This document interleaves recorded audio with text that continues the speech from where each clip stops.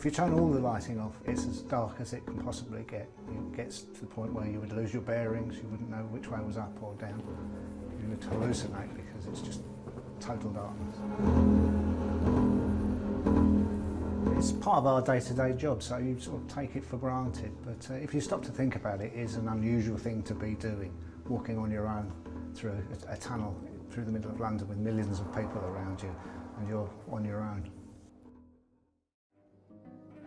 I'm Ray Middlesworth, I'm a maintenance engineer on the Post Office Railway.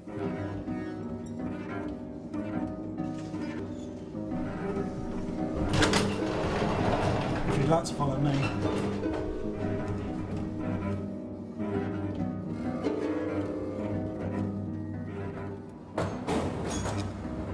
Driving this engine, you feel a feeling of independence because you are the only one in the cab, and it is a unique experience in that you can decide where you go. The road is set, but you can decide how far you go that day and when to stop, which is very unusual.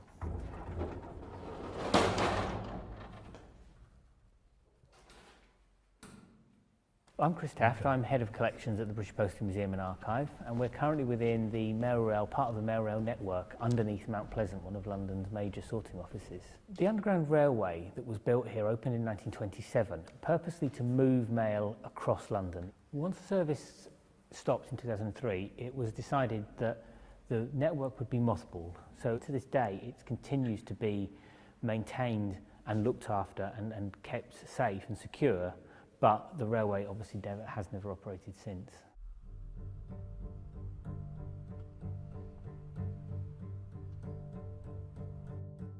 We closed on a Saturday morning, and that was it. It was the end of service in May 2003.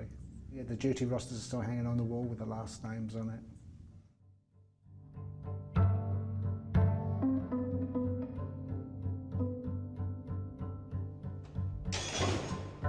This one's nicknamed the Banana. It's for the yellow colour in it. We do tend to take ownership of the locos. They become your own personal vehicle, and they have personalities of their own.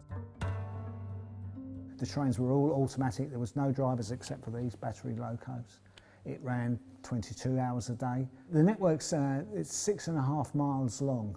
The actual tunnels. All the people down here, you knew them, you became colleagues and friends, you would go for drinks afterwards. It was interesting to work on something that was unique.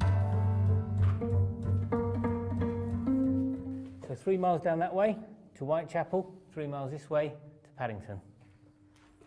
It's fairly cramped, so I'm not sure I'm going to go too much further. Railways have a fascination for people in general, and this one in particular because of its unique nature. Next for this railway is to make a part of it part of the British Postal Museum and Archives, and by opening up a part of the railway at Mail Rail, we will allow visitors to explore that space and to find out a bit more about the fascinating and rich heritage and history that the railway tells. So this is a schematic diagram, like a tube map of the entire network, with Paddington at one end, Eastern District Office at Whitechapel at the other, and in the centre, Mount Pleasant, where we are. The Postal Museum's visitor ride would start here in the car depot, would come down along the platform, visit the platforms, around the loop, back round into the depot where the experience would finish. This would be a marvellous opportunity to come down here. I'm considerably lucky to have access to it and to be able to wander around it freely.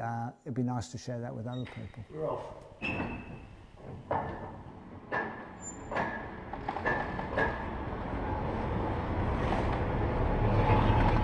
It's like having a giant train set, really.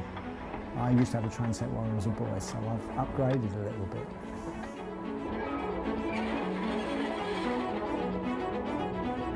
I do feel privileged to be one of the few people who've taken a ride on the train, because it isn't something everybody's been able to do, but hopefully with our project it'll be something that many more people will be able to do in the future.